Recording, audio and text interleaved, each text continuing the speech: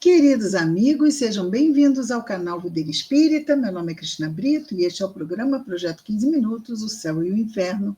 E aqui, diariamente, à exceção dos sábados, nós estudamos por mais ou menos 15 minutos o quarto livro da Codificação Espírita, realizada por Allan Kardec, O Céu e o Inferno.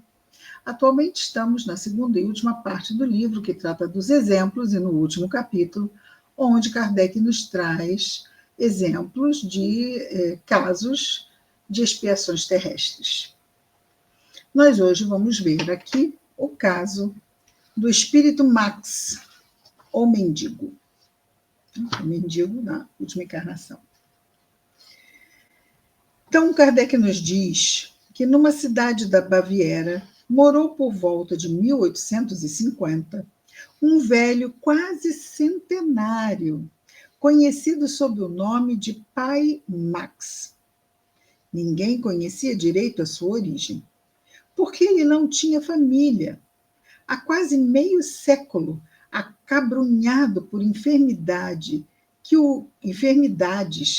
o punham fora do estado de ganhar a sua vida pelo trabalho. Então, ele tinha enfermidades, doenças, que o impossibilitavam de trabalhar. Ok? 50 anos finais da vida dele. Pelo trabalho. Não tinha outros recursos que a caridade pública. Então, a única opção que restou a esse espírito, como Max, quando estava como Max, foi pedir esmola, né? Recorrer à caridade pública, que dissimulava vendendo nas fazendas, nos castelos, almanaques e pequenos objetos. Simulava, não deve ser bem o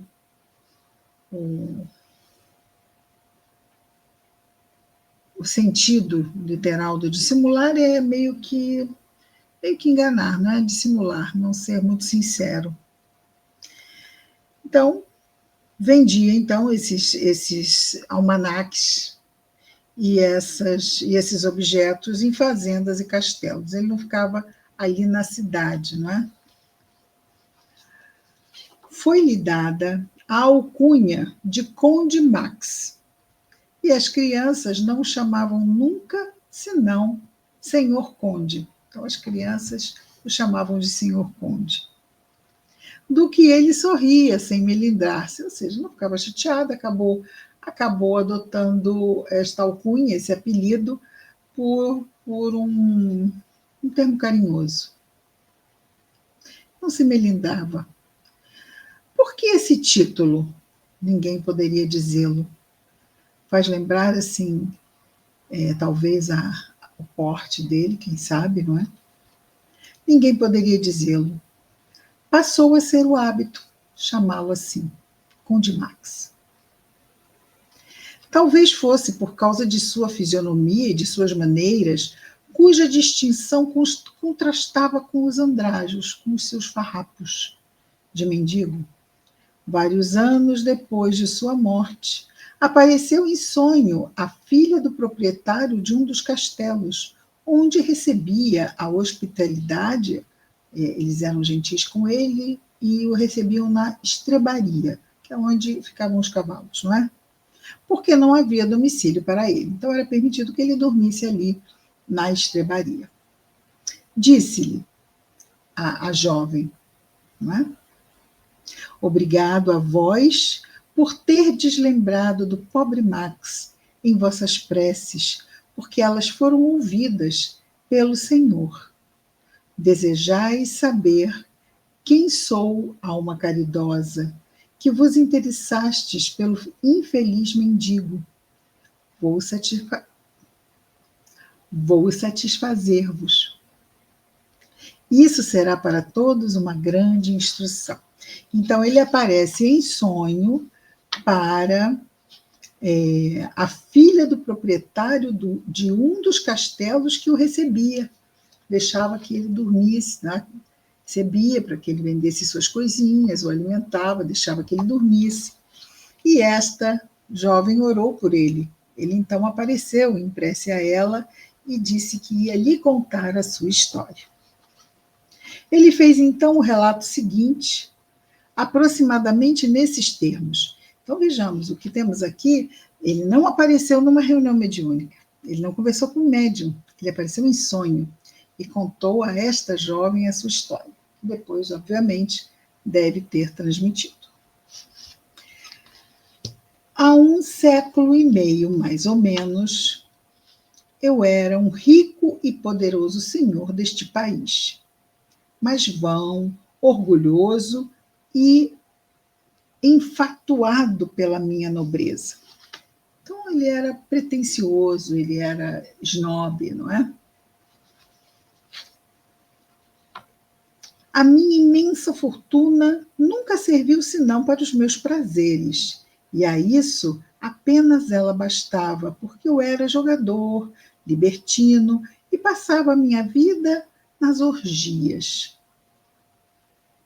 Meus vassalos, que acreditava criados para o meu uso, como os animais da fazenda, eram pressionados e maltratados para proverem as minhas necessidades, os meus desejos. Permanecia surdo aos seus lamentos, como aos lamentos de todos os infelizes. E, segundo eu, eles deveriam se sentir muito honrados por servirem aos meus caprichos. Morri com uma idade pouco avançada. Como mendigo, ele durou quase 100 anos. Mas já como este jovem, até porque ele dissipou as energias em orgias e excessos de todos os tipos, já não foi uma idade avançada. Morri com uma idade pouco avançada, esgotado pelos excessos, mas sem que provasse nenhuma infelicidade verdadeira. Ao contrário, tudo parecia sorrir-me, de modo que eu era, aos olhos de todos, um dos felizes do mundo. Então, durante a vida dele, ele não passou por nenhuma contrariedade, tudo correu maravilhosamente bem, ele teve todos os excessos e teve poder para exercer os excessos que queria, e dinheiro. Então, ao contrário, tudo parecia sorrir-me, de modo que eu era, aos olhos de todos, um dos felizes do mundo. A minha posição valeu-me suntuosos funerais.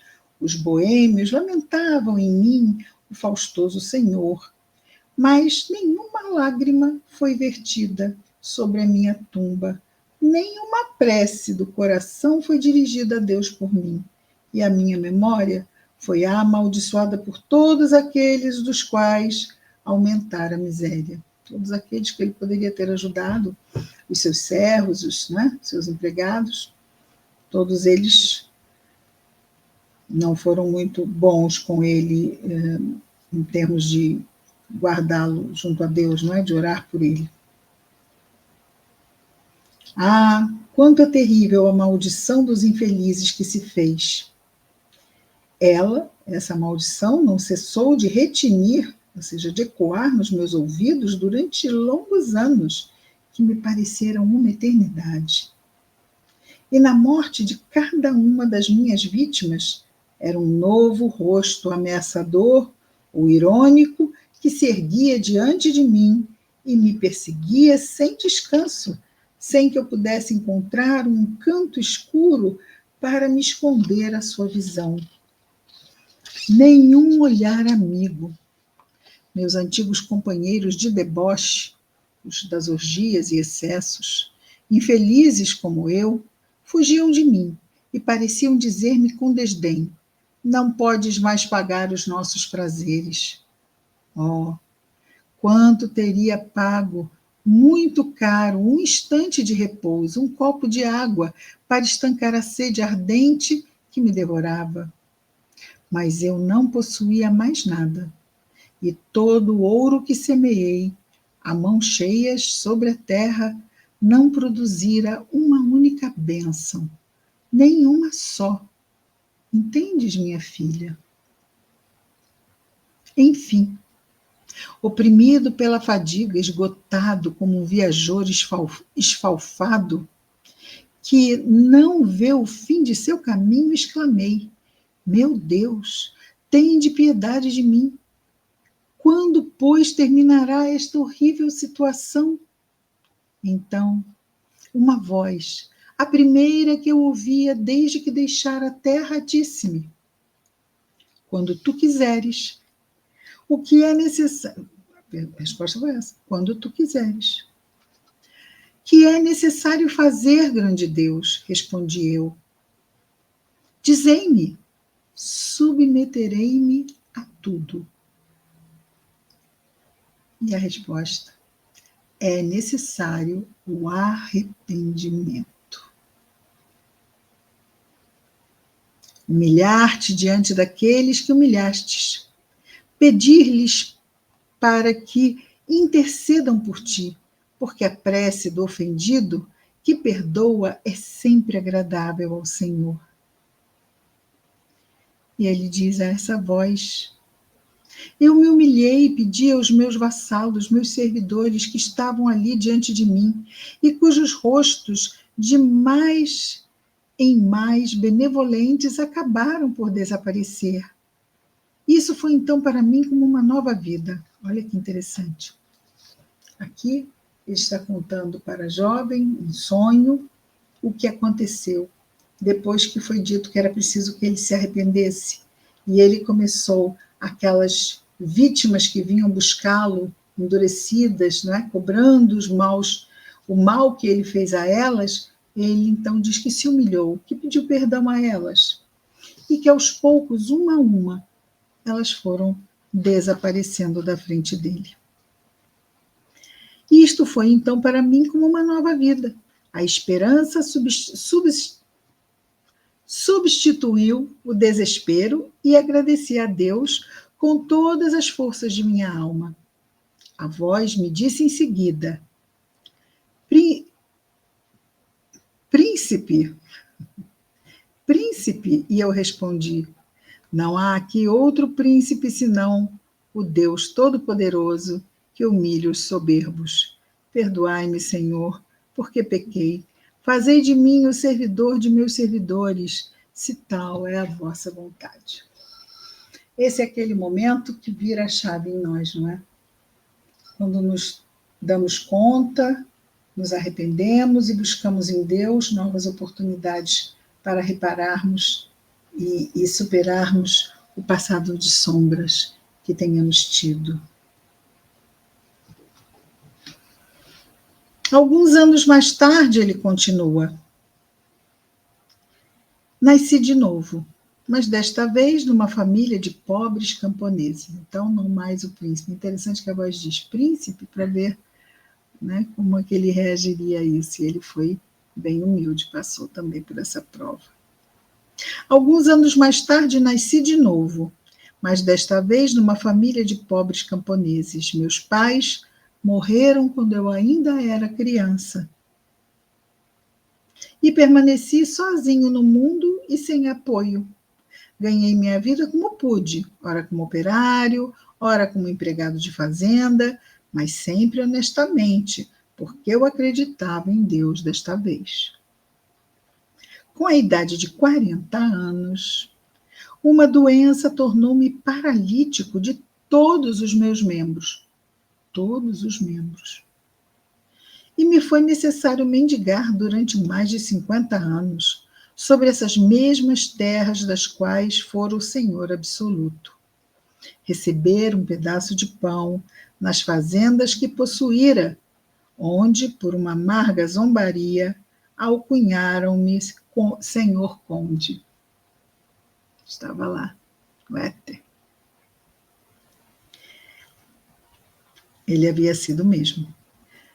Então alcunharam-me, ou seja, deram a ele o apelido Senhor Conde, frequentemente muito feliz por encontrar um abrigo na estrebaria do castelo que fora o meu.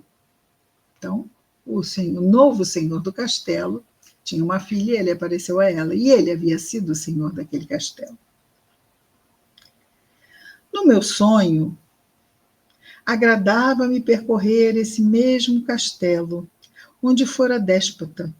Quantas vezes em meus sonhos revi-me ali no meio de minha antiga fortuna. Então, encarnado, ele sonhava que vivia ali, rico. Lembrava-se da vida anterior. Essas visões me deixavam, ao despertar, um indefinível sentimento de amargura e de desgostos. Mas nunca uma queixa escapou da minha boca. E quando aprouve a Deus chamar-me para ele, ou seja, quando chegou a hora da sua desencarnação, eu o bendisse por ter me dado a coragem de suportar sem murmúrio essa longa e penosa prova da qual recebo hoje a recompensa. E vós, minha filha, eu vos bendigo por terdes orado por mim. E aqui vem um comentário final de Kardec. Recomendamos este fato àqueles que pretendem que os homens não teriam mais meios, ou melhor, recomendamos este fato àqueles que pretendem que os homens não teriam mais freios se não tivessem mais adiante deles o espantalho das penas eternas. E perguntamos se a perspectiva de um castigo como aquele do pai Max é menos feita para deter no caminho do mal que aquela de fortuna sem fim, nas quais não se crê mais. Então, o que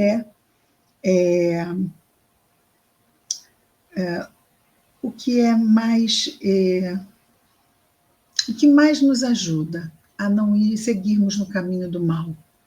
As dores ou as riquezas? Né? A porta estreita. As riquezas, nós perdemos a noção de limite. Então, são provas mais difíceis do que a escassez material. Então, nós temos muitas pessoas que têm abundância material e escassez moral. E muitas pessoas que têm escassez material e abundância moral. E ele teve as duas vivências. Na primeira, muito rico e desperdiçou. Na segunda, muitas dores, muitas provações e as aproveitou todas corajosamente. Estava atento a Deus. Isso faz toda a diferença na equação da nossa vida. Na primeira, Deus não estava na vida dele. Na segunda, Deus fez toda a diferença. Então, muitas vezes, nós termos mergulhados em experiências tão diversas nos ajudam a buscarmos esse ponto de equilíbrio. Não é? Deus não dá ponto sem nó. Não é? Ficamos por aqui com o caso do nosso Max e amanhã retornamos para mais um caso no nosso projeto 15 Minutos, o Céu e o Inferno. Até lá. Muita paz a todos.